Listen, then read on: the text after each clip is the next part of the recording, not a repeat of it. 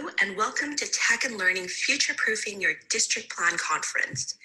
A special thank you to our sponsors Kecia, Classcraft, FileWave, Global Teletherapy, GradeCam, Sanford Programs, and thank you to all our association partners. Today's virtual conference is focused on taking the lessons learned from current remote learning programs to create long-term plans that support effective teaching and learning both online and in person. I want to remind everyone to log into the Conference Hub using the link sent in your confirmation email. Once you are logged in, you can visit a sponsor booth to learn about their offerings and book a meeting or live chat with them. See your personalized agenda. Network with over 1,000 of today's attendees via the registrant directory and chat features. Access all of the conference resources in the download section and win prizes. Throughout the Conference Hub, you will find several buttons to enter yourself into a passport to prizes. Please visit all the pages using the navigation bar on top of the page. Every time you find a button and fill out the form, you will earn one entry into the raffle.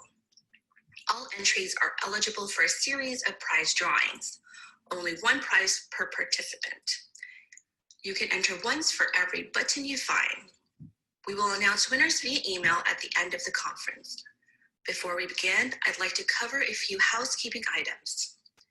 If you have any questions for the presenters during the webinars, please submit them through the Zoom chat. Please know we capture all questions and our presenters are happy to answer them as time permits. Today's slides and additional resources are available and can be accessed in the Downloads tab of the Conference Hub. We encourage you to download any resources that you may find useful. Be sure to use the conference hashtag #TLTechLive in social posts. Please join me in thanking our terrific speakers, and I also want to thank you for joining us today. Please join me in welcoming our presenter, Dr. Kecia Ray. Hello, everybody. I'm back.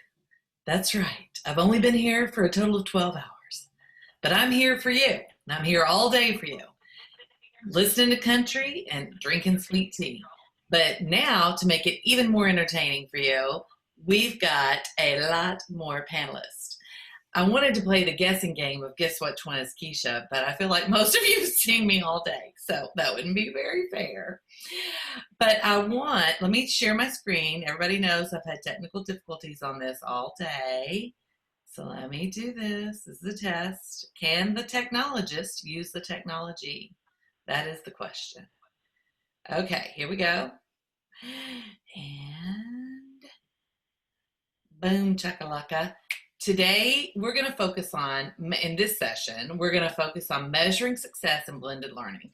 So a lot of you have been with me all day in the chat. We have 94 people with us right now, and that number's growing.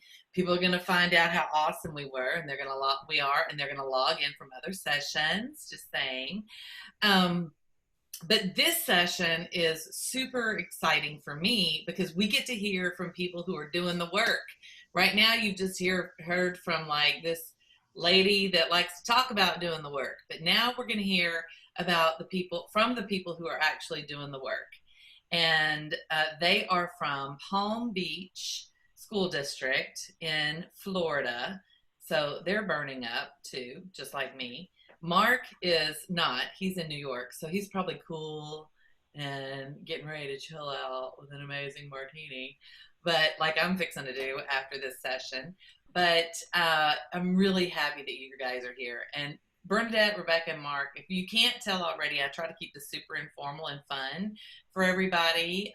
Everybody's been on since 7 o'clock this morning. So, and they are champions. They're still hanging with us, 94 people now. So without further ado, let me introduce my amazing friend, Mark, who is going to take this session to the next level. And then we're going to have a short quiz at the end to see who is cuter, Mark or Kecia. Just kidding, Mark. Take it away, my friend. Excellent. Well, it's great to be here. I don't know if my video is showing. Can you see me? Awesome. And so It is my pleasure to be here with Rebecca and with Bernadette. They're two amazing classroom teachers from Palm Beach County. Vivian Holcomb had planned on being with us today, and unfortunately, due to unforeseen conflict, she just couldn't join us this afternoon. So I'll be happily sharing a little bit of what Vivian had hoped to share with all of you as we get a little bit to her segment a little bit later. And so, Kecia, I think, were there certain things that you wanted to share? I'm going to let Rebecca and Bernadette share a little bit more about themselves in a moment. But, and I was thinking maybe I could take over the sharing of the PowerPoint, Kecia, if you don't mind, so then I can bounce in and out of it. Take it away, my brother. While you're doing that technical part, let me just say, for some of you, you may have been in my earlier sessions today. Go ahead and put in a chat. If you're not in chat, check chat. We depend on chat. I'm checking it. I'm in it. I'm answering questions. I'm talking about sweet tea. So get in the chat so you can, you know, be part of the conversation. But also, if you were in my earlier sessions today, you know, we've talked about blended, we've talked about the research, and we've talked about content, and we've talked about instructional design. So what I think Mark is going to be able to share, with the pleasure of the Palm Beach crew who have really done the heavy lift in the work, is what this can look like in your classrooms and what this can look like in your districts. For the purpose of our amazing panel here, most of the people in this room are district level folks. So they're going to be curriculum coordinators, they're superintendents, they're chief academic officers. Some are from ministries of education. We have Saudi Arabia here, we have Philippines here, we have Mexico here. So we have, it's crazy. We have a worldwide audience. And no pressure, but you guys are getting ready to literally change the world with your presentation. So that's the context, and you ground us, my friend. So I'm happy to. Now you have to stop sharing in order for me to start sharing. Awesome. You look so cool. So let me do that. And we do look good. We're not a bad looking crew, ladies and gentlemen. And this is in COVID season. So this is, you know, this is a treat. So what I'd love to do is, did you want to share anything about grounding the work, or did you ground us already, Miss Kecia? I grounded it. You grounded us. So we want to keep this interactive as well. So I love the Zoom chat.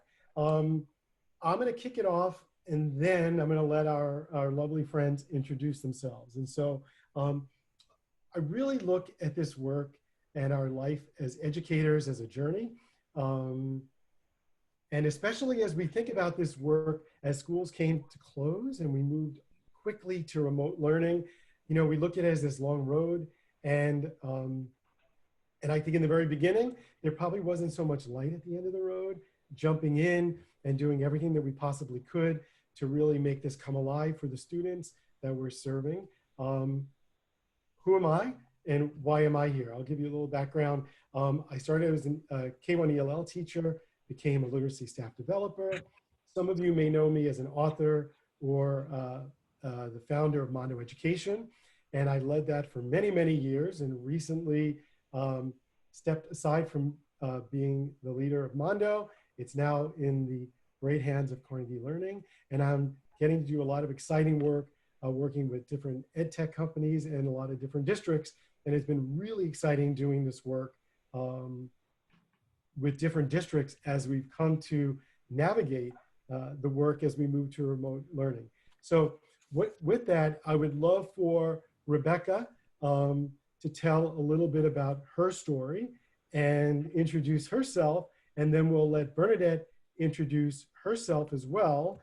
And then what I'll do is I'll stop the screen sharing once you start talking, so we get a better look at your face and get to really see you. And then you can talk, and then we'll jump into more screen share back and forth. Go ahead, Rebecca. Tell us about it. Thank you, Mark. My name is Rebecca Galadowicz. I work in Palm Beach County as a third grade teacher. This is currently my 5th year teaching. I would definitely consider myself a digital native. I was part of the Palm Beach County Trailblazer program, which was kind of a group of teachers taking the helm on technology and education, became Google certified, using smart boards and the Google Suite, really integrating it into the classroom. And so, using technology has been not as easy as I thought it would be, especially with COVID-19 and being a digital native. So having the support of my team and being able to support them as well, considering the background that I had, being Google certified and already kind of being that trailblazer for our county, I think helped solidify our group and with the kids as well. Excellent. Thank you. And so, I've enjoyed a long, long history of getting to work with Palm Beach County. And in fact, I've known the principal in Burnett School, for goodness, over 20 years. And so Burnett is in an amazing school. And so Burnett, why don't you share a little bit about your story and who you are and your early experiences, and then we'll jump more into your segment. But tell us about yourself, Burnett. Okay, well, hello everyone. I'm Bernadette Moran, and I am currently teaching 2nd grade at Dwight D. Eisenhower School here in Palm Beach County. We're in Palm Beach Gardens, actually. And this is a tiny bit older than Rebecca, I think. This is going to be my 28th year of teaching. And I've had a great career so far. I've taught almost every grade level. First through even into secondary. And I have a background, a large part of my career was spent with ELL learners. I was an ESOL coordinator at elementary, district, and secondary level. And I was also I wrote literacy for the district, reading and writing, and I was a staff developer, which allowed me to meet a lot of teachers, coach teachers, support teachers, and that's what I really loved to do for a long time. And then I decided 4 years ago that I wanted to take everything I learned and go back and just work and share it with my group of kids and kind of like, let's see like how this works every day and watch the growth right in front of me, which was awesome. And it's been such a great experience to be back. And then all of a sudden it was like this hit, and I probably was first time I was stressed out in a long, long time, because technology is one of those things that I'm very uncomfortable with. I was one of those teachers that always had my technology helpers on hand, like, oh, just see Joey, he'll fix that, because I had no idea what they were talking about. So when we were, transitioning to this virtual learning, I was kind of like, wow, okay, let's see how Miss Moran, let's see how this goes. I know I was a strong teacher in the classroom, but very nervous about what I was going to be able to give and provide for my kids, how I was going to be able to allow my academic, lessons to be rigorous when I was still trying to navigate how to present things. So it was a huge learning experience for me, and it still continues to be. And I feel so great that today is actually our last day of school, woo, in Palm Beach County, that we did make it through, and we are here and we finished the year. And it's such a great feeling that even though I was horrified and terrified at the beginning of what I had to do, to feel like I did it well to the best I could, and my kids were successful. So that feels really good. Thank you for sharing about yourself. And Burnett, and I just love how you are, you deem yourself a self-proclaimed, reluctant digital immigrant. And, but I can't wait for the audience to just hear all the amazing things you've done being new to some of this technology. Before we jump into that, I'm going to just share the screen because I want to share a little bit about what Vivian had wanted to share. Let's go from there. I think you can all see that. And so unfortunately, Vivian couldn't be with us here today, but what Vivian really wanted to share was about all the work from a district leader's perspective as a director of elementary literacy, and what they were hoping to be able to accomplish by really looking at how do we close this digital divide and how do we really support our teachers and our students as they embark in this very abrupt journey into remote learning. And so first and foremost, I think you heard Rebecca talk about before this whole COVID-19 began, you know, she was part of that group of trailblazers, of this group that the district had put together, this technological group of first pilot teachers and then really grew this across the district for teachers to become more comfortable using digital tools in a blended environment while they were still in the brick and mortar. How do we use not only our smart boards, but how do we use opportunities for bringing technology into the classroom and online learning in a blended approach? And Rebecca was part of that early group, and lots of teachers around the district had participated. I know from having worked in Palm Beach, and when I tell people about the work in Palm Beach, you know, the first thing, and it's a myth that I think to clear up, is people think of Palm Beach as, I don't know what you watch on television, but when you think, you know, Palm Beach, as Bernadette is smiling and Rebecca smiling, is a district with an incredibly diverse student population. The majority of schools are title schools. And so when you think about, you know, what people think about, air quotes, Palm Beach, I don't think that's what they think about. They think about golfing and where people go on vacation. And so it's a huge school district that's serving an incredibly diverse population. And so with that, I know that they also wanted to make sure at the district level that there was access to Wi-Fi. And so they've done a great job in making that a reality, but still knowing as when they embarked on this remote learning that not all students would have access to Wi-Fi or strong Wi-Fi, regardless of what they did.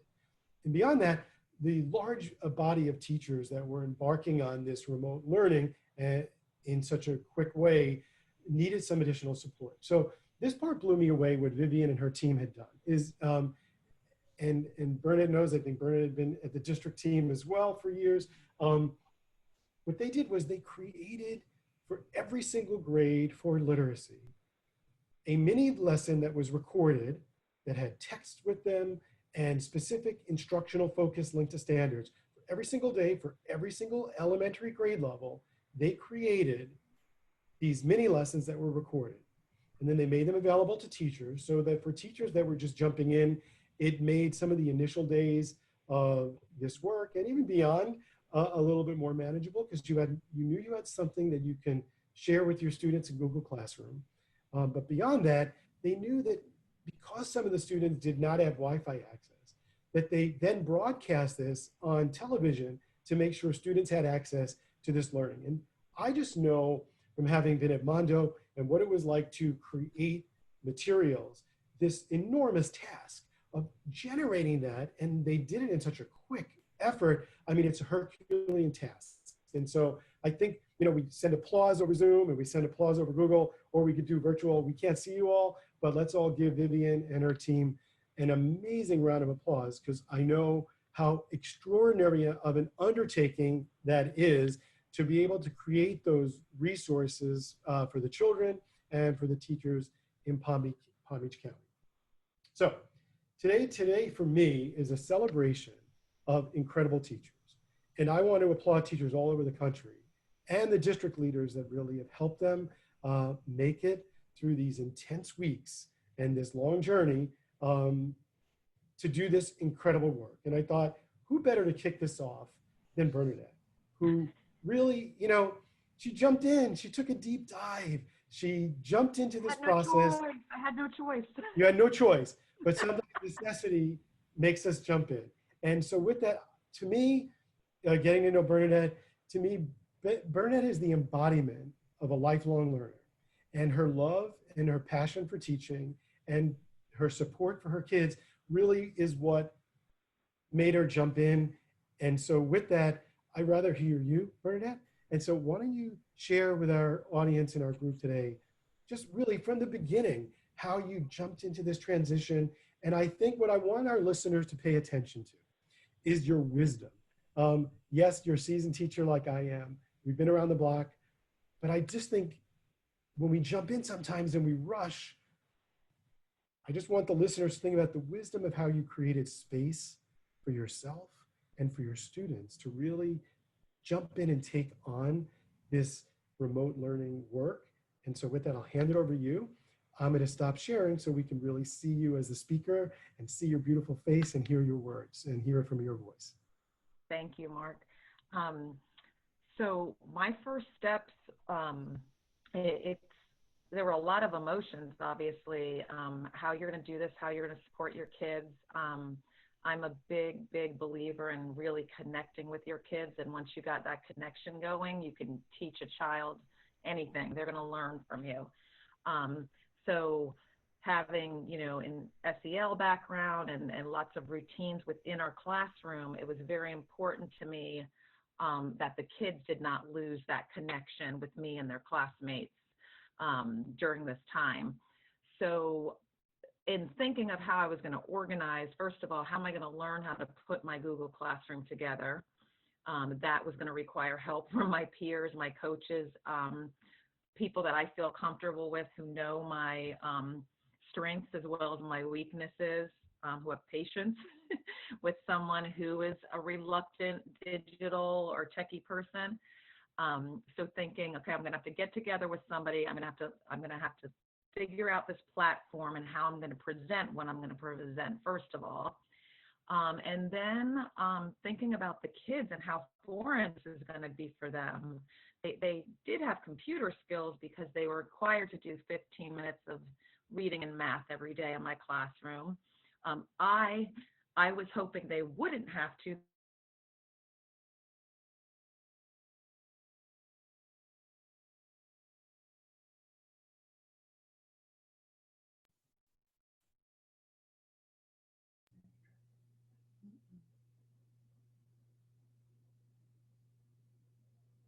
They all had a limited ability to use a computer and what they needed to do. So after figuring out like how it's set up, I was thinking, I need to take it easy on them. I need to take it easy on myself. So I thought, I'm not going to really introduce anything new to the kids. It's all going to be resources they're familiar with, text types, genres that we've reviewed and gone over. So, it's fiction and nonfiction reading, and math was all review or kind of skills they're successful with, because if I was giving them work, I wanted them to be able to identify the work and feel good about knowing how to tackle it, because now they also have to type on the computer, and instead of writing it in a notebook or writing something on a sticky, they also are going to need to know, oh, how do I go back and check this and then turn it into Miss Moran, and how do I get her comments or feedback on the work? So all of those logistics to think about, how am I going to support my kids in those ways? So I did start out very simplistically. It was very structured. It was the same thing every day. I built my classroom in the order of our schedule in school. So it started with our literacy block. It went on to math. Later we had, recess. So I have some brain breaks and some SEL activities in there. And then social studies and science later. So it was kind of put together that way. And then every day we would talk about our work together, ask questions. I would present it to them. And basically, I guess everything was done in a way that was, for even the videos we watched were through Brain Pop for science and social studies. And then I could have questions around that, because that was something they really enjoyed doing together as a class. So basically, that's kind of how I allowed myself space, that I could have more time to Google things and watch little short videos, and I can learn more about the benefits and how I could get the most of the Google Classroom, and how I could share the learning around that with my kids. And by keeping the academics accessible to them and familiar, it allowed them to feel more successful with the work that they they were doing as they were navigating and learning this new type of virtual learning as well. Excellent.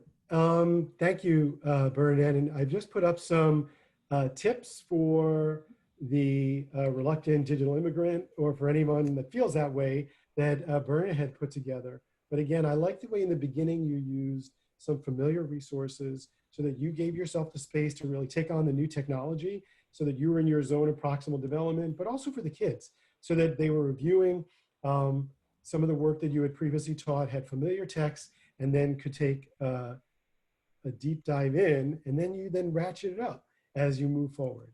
Right. I'd like to now hand it over to Rebecca, who can then just talk about this transition, but also share how her schedule evolved over time, and the schedule that she began with went through jumps and changes and didn't necessarily, what it looks like now is not necessarily what it looked like on day one. And so with that, Rebecca, why don't you share with the group your story about how your evolution of your schedule, your remote teaching and learning schedule evolved? Yeah, so like Bernadette was saying, it's definitely evolved over, the last 3 months, going in, especially as a digital native and, with my kids already using a lot of the technology. We already had a Google Classroom established, and a lot of the resources that, we did virtually, they were already familiar with. Going into it, I was like, this will be easy peasy. The kids already know how to use this stuff. Like, we'll just dive right in and it'll be great. And after that first day, it was just like explosions, total chaos. Everything went out the door. And so, after speaking, with the kids, I was like, hey guys, what can I do? What can we do together to, make this work? And they gave me suggestions, and they were just explaining how they felt so overwhelmed, and, obviously with their feelings of COVID and being at home and being in a completely different environment, it really stirred up a lot of things. So, that overwhelming feeling of school and home life and brothers and sisters, was really crazy. So we, took a step back, and we reevaluated what we were doing. And we decided that we should do less is more, and we created a weekly schedule instead of a daily schedule, in the sense of, Monday we're going to focus on reading, Tuesday we're going to focus on math, Wednesday will be writing, Thursday will be science, Friday is social studies. So we're still getting everything in, but in a more structured way, to allow the students to have that sense of, this is my schedule, this is what it's going to be daily. We found it would be easy to do a daily attendance question, not sure, who's on, who's not on, and then having that structure every single day from there on out. It was really important to us to have morning meeting. We always started the day with morning meeting. It was the sense of community that the kids really needed.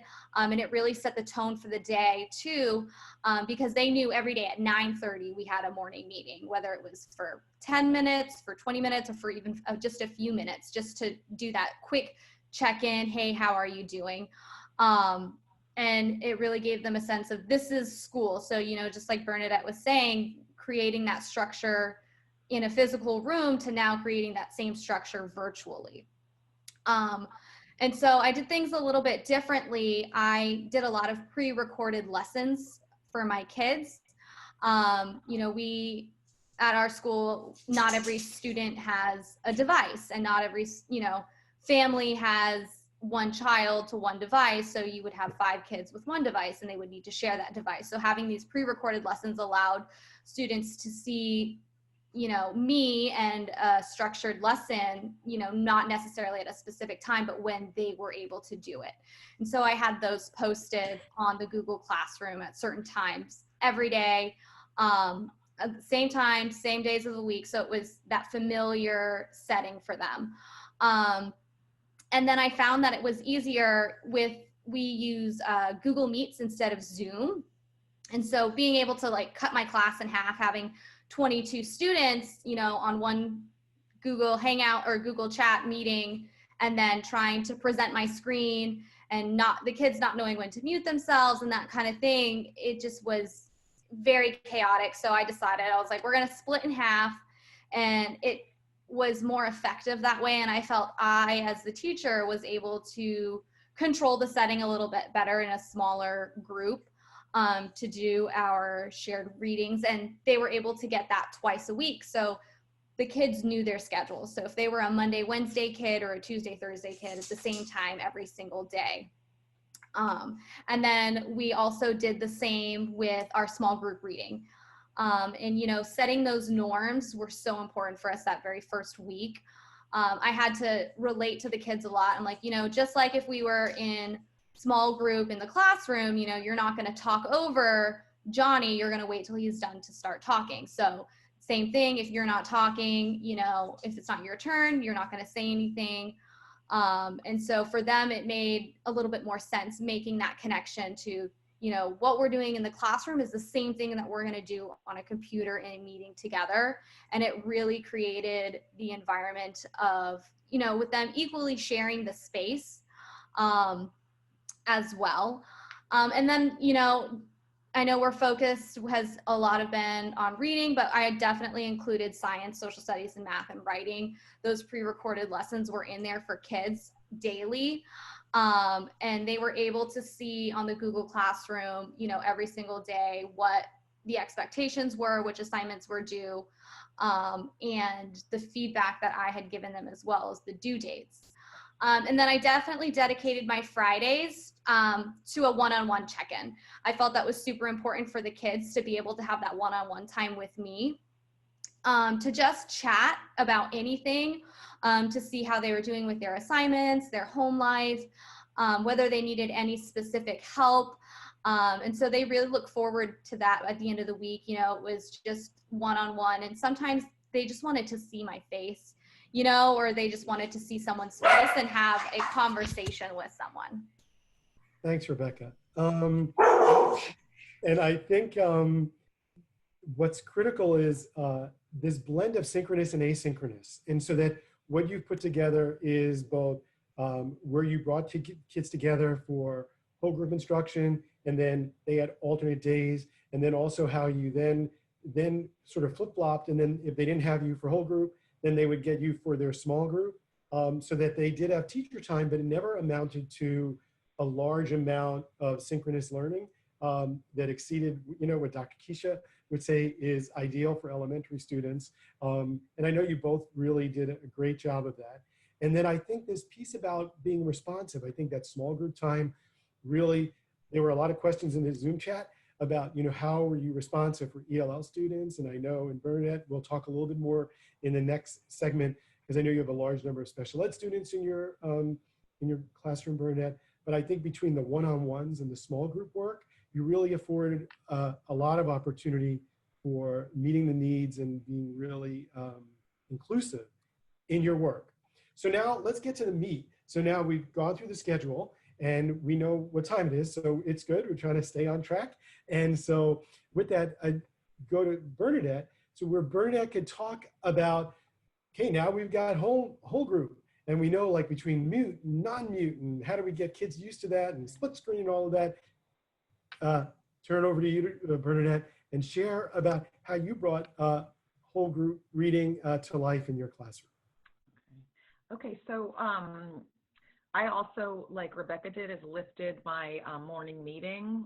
That was the first thing we did every morning. So I lifted that into the beginning of our meetings were called morning meetings, because thinking about, I think you always have to think about the parents' schedules, who works at night, the kids. I had a lot of late kids coming to school. I have a few that are real sleepy in the morning. They start perking up after lunch. So I even scheduled my morning meetings for 10:15, because I figured by that time they've had a chance to look at the work. The ones that are motivated got up and got going, would have some questions. And when we came together for our morning meeting, we would meet as a whole group, and then I would present the material we were doing.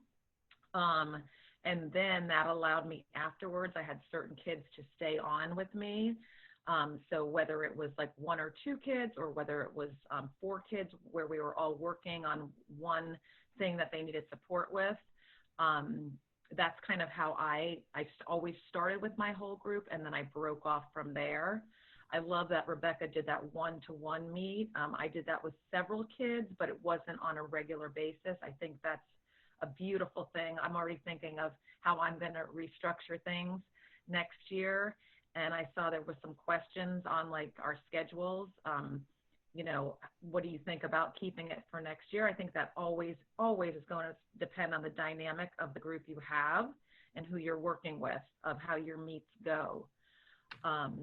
So if Mark, if you want to show the slide of the, you wanted me to share like a whole group lesson, I believe, right? But not seeing. Do that right now. So our lessons as a whole group, it was always some type of literature and then maybe a quick math lesson. This is something when we transitioned from nonfiction or fiction reading. 1 week we would focus all on nonfiction and then alternate to fiction. That way I could pose questions and have written responses around you know, story elements in fiction, or say text features in nonfiction. And then towards the end, just to make it more fun, and I feel like we never get enough poetry anyway, and I do a lot of charting and a lot of shared reading and poems because of my background in ESOL, as well as the large population of ESE at my school. So here was kind of a shared reading that we all did together. And what challenging for second graders is, you know, finding the main idea. So we're always constantly and always working on that. And I'm sure for Rebecca, even at 3rd grade, it's a tough concept for them to get. So I try to do that during, you know, using poetry to think about the author's message and what are they mostly talking about, you know? So for this, it was about a poem. And we kind of went through the shared reading together, and I have them usually like lip sync. I have, if someone wants to volunteer to read the first stanza, they can, and then the rest of us will lip sync it. Or somebody else wants to read the second stanza, the rest of us are gonna, you know, whisper it into, you know, our hands. I try to do it that way. Or we can like tap our heads while we're reading it, you know, while we're whisper reading it, to kind of get them engaged in the reading. So that's what we kind of, some of the ideas we do during shared reading, which makes it more fun and engaging. So here we were, after we read it, we went back to the text and thought about, you know, what patterns are we noticing that the author's presenting to us across the stanzas? So, and then thinking about the patterns, like, oh, I see there's adjectives at the beginning of that first stanza. So what are your, you know, they'll tell me their adjectives highlighting in yellow. Oh, we also see they're talking about their family members. Oh, their sons and daughters. I'll highlight that in green. Do we see, where else do we see him repeat that, you know? Oh, he's talking about his nephews and nieces in the 3rd stanza. So it gives them a way to kind of go back and revisit the text, which is so important as they get older and the text, you know, gets longer. So we're able to do that through color coding, and it also makes it more fun and engaging for them. So after, you know, going through, and we did more, this is like one of the screenshots, we kind of talk about, so what is the message the author's giving us, and what words help us know that? So that's kind of how we identify it, through that, through shared reading. So that was part of what we did there. And I don't know if there was anything else you wanted me to pinpoint there, Mark. There's so much more, but there's so little time. And so with that, I'm going to shift it to Rebecca. So we see that transition from whole group to small group. And as Rebecca collects her thoughts just for 1 second, just the other thing, Bernadette, I think that you talked about, and I'm not going to stop and share the screen because we have limited time. I'm going to save some time for Q&A at the end. But I think how we all have talked together about just how critical it is to be able to see the children and let the children see each other, and the way even when kids are muted, you spent a lot of great energy on making sure they can have hand signals and ways that you know that they're engaged. And then as we transition, Rebecca, why don't you talk about then just a little bit about your work in small group and how you made that come alive. And then we'll try to still leave some time at the end for some Q&A. So why don't you talk about that with? So with small group, you know, I felt that was where, you know, I'd get the most bang for my buck with the kids, you know, in a small group setting and having that as intimate as can be virtually. And so we created, you know, book clubs to make it a little bit more fun with the kids. And we used a lot of virtual book sites such as Scholastic and Epic. And these were all resources that the kids have been familiar with in the past. And so depending on the group and depending on the day, sometimes they were given pages to read prior to meeting, or sometimes we would do a shared reading together in group. And so in this instance, the students had read pages prior, and I'm sharing my screen so that they can see the specific pages that we were gonna like really dive into. And this actual scene happened to be like a fight scene in the book. And so in our small group setting, it's open, it's very intimate. No one is ever on mute. It's very student led and student directed. You know, when they come in, if someone says, you know, oh, I really loved this part and I really want to discuss this, then they take the floor and they lead it. They lead the discussion. And the other kids, you know, like I said in the beginning, we set these expectations of how to be good virtual listeners. And so, you know, they all have a quiet space where they can be, so that way they don't have a lot of distractions because they know that they are on mute during this time. And that I think helped a lot, you know, so a lot of times kids spend, you know, mute, unmute, mute, unmute. And so in this sort of setting, you know, they know the expectations of, you know, how to be respectful to each other and have this very intimate discussion. And collaborating as well. And they just kind of bounce ideas off of each other. And then I can just, you know, jump in with specific standard-based questions that I feel are necessary and then can drive instruction that way as well. I've also in the past, especially with some ELL students who have language barriers, I have a translator come in. Our CLFs from our school have been great, and they jump into the small group meetings, and they also participate to help support with those ELL students as well. So I love our small group setting and the kids, the environment that they've built within there. And I think it affords you just such a great way of really, as we know, the small group piece for a lot of teachers in the remote learning world became a bit, you know, it is a challenge. It's balancing resources, it's balancing scheduling, it's balancing sharing the screen. I know you even let your kids share the screen. You would let them control the screen if they wanted to show specific things. I know there's so many things that our team, you know, wanted to share. There's just not enough time. I think as we migrate to some Q&A, I'm going to let Kecia look for a couple of questions if she'd like that are sitting in the Zoom chat. But one thing that I would like for you to all share is, well, one, that we're doing an expanded version of this in June, and that we're doing a much longer version. We're doing a series coming from the teacher's voice and going specifically in the how-to. Kecia and I are working together on that, and we're also doing some customized work for different districts for professional learning on just how do we make this come alive. And as we prepare for a more blended experience in the fall, why don't you and Bernadette and Rebecca share just some of your thoughts that we felt was so critical about taking the conversation norms and the sentence starters and things of that nature to really help the kids be collaborative and talk, even though we're in a remote world. Jump in and share some of your thoughts, and then we'll look at some questions from you. Yeah, I think for my group, and it ended up being a small group, even though it was a whole class, because I only have 15 kids, and there was a good 3 or 4 who were not consistently showing up.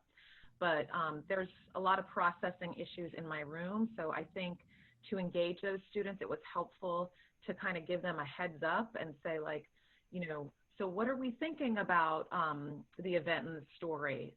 Colin, I would love to hear from you. So I'm going to come back to you in a minute. So start thinking, you know, and wiggle your ear when you have a thought. And it kind of promoted engagement for those kids that normally would not speak out because it takes them too long. And then by the time you get to them, they've forgotten it. So I think that was helpful. And just, we were constantly, you know, whether ELL or ESE, we were constantly collaborating through conversation and adding on to, you know, listening to what the speaker said. And then I would like to add on to that, or I would like to respond to what Mara said. They just know those routines and procedures because we do it in the classroom. I think having a chart, like an anchor chart, because we did always have an anchor chart for whole class conversation with those stems, so that I agree with so-and-so, or I disagree because. I think that's helpful for those types of learners too, to promote the conversation and language development. Yeah, I mean, creating student voice in a virtual setting can definitely be difficult. And I think, you know, Bernadette, you touched on it in the beginning, that classroom community and relationships. I think having that strong relationship with your students and knowing what makes them tick and knowing what, you know, will spur them to speak up more and what topics they're interested in and that kind of thing really solidified the virtual classroom community that, you know, I've created, that Bernadette, you've created.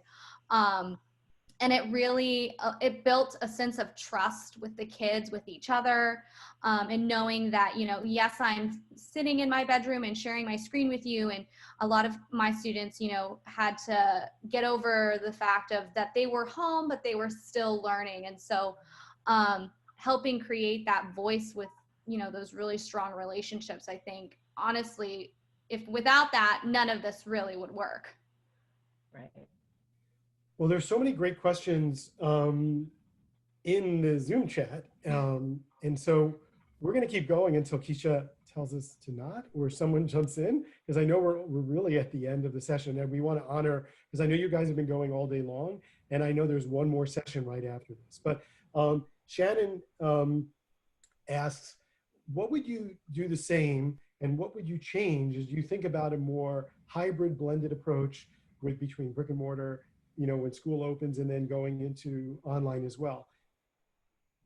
What would you keep the same and what would you change? One bullet from each of you. I would probably keep my structure the same. I would run it the way I run my classroom because that makes the most sense to me. It helps me kind of organize it in my brain for planning. And, you know, it's what the kids were used to and familiar with. So it helped them kind of organize, you know, their lessons of like, what I'm going to start with this, I'm going to go to this. And I think that was helpful to them. And again, they're second graders, so they need that structure.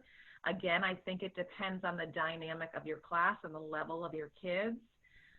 What you present to them is always going to depend on that. Yeah, I definitely would keep my structure the same, especially my small groups and my shared readings. One thing I would change is, well, if I could change it, I would hope that video like connectivity would be better. There's a lot of connectivity issues with students and with me, and I think that unfortunately is not something I can change, but we can find a better, not necessarily platform, but a way to share those resources and kids to access them without having to go outside of the classroom or virtual classroom. There's so many great questions, so I hope you figure out how to reach out to us or look on the K20 Connect or on the Tech and Learning website for when we're going to be launching this larger series, because there's so many good questions. Another question, I don't remember who the name of it was, but asked, which was something that I know we discussed, and I know I've discussed it with a lot of other district folks. Would you loop? What do you think about looping next year when school starts? And do you think that would be a great thing, Rebecca? And then we'll go to Bernadette. So I would not loop. I would have my kids stay together and move to a new teacher. And then I would create, you know, so the class would stay the same. I think as a teacher, it would be just too hard to try and learn a whole new curriculum. In that sense, like as the teacher, I feel virtually extremely overwhelmed and overloaded myself. And so, you know, having that sense of, yes, these kids are the same and that we can learn together. But personally, I feel like being able to give them to someone new, some of them would feel like, yeah, I am moving on to 4th grade and this is my 4th grade teacher, and they've had hopes like, I hope this is my teacher and this is my teacher, although they also are like, oh, please come with me.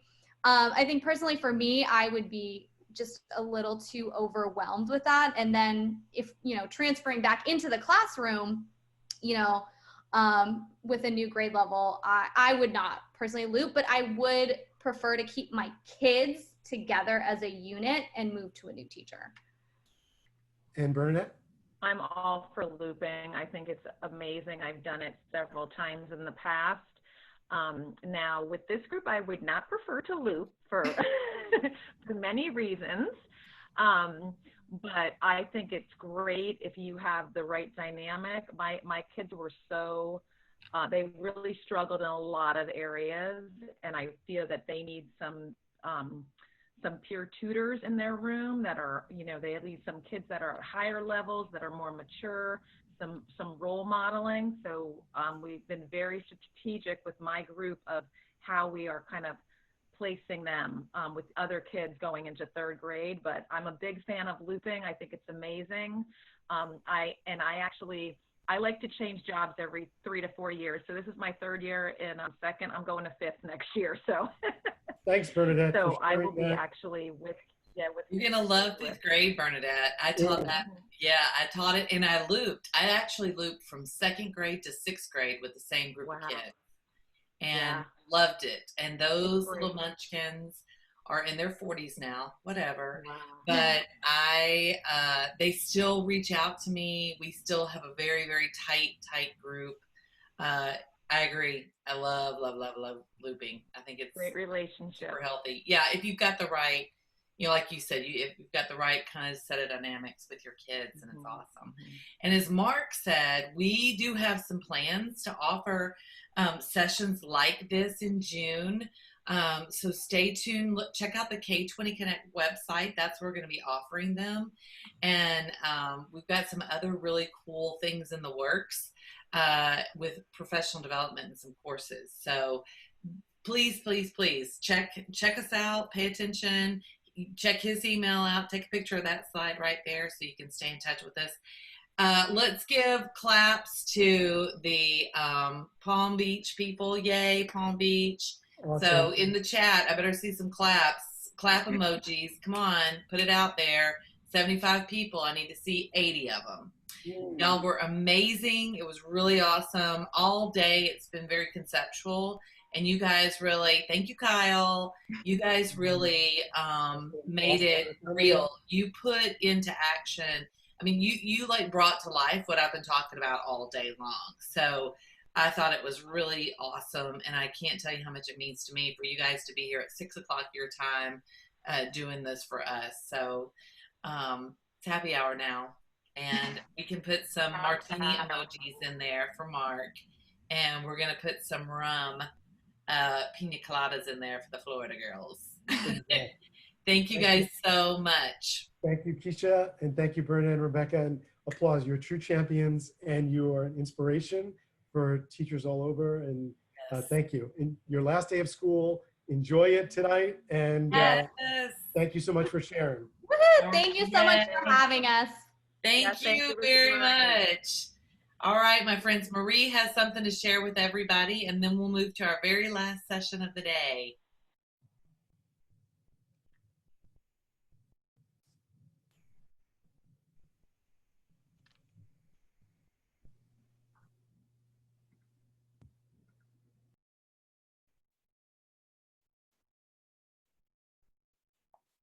On behalf of our entire team, thank you for attending today's Tech and Learning Future-Proofing Your District Plan Conference.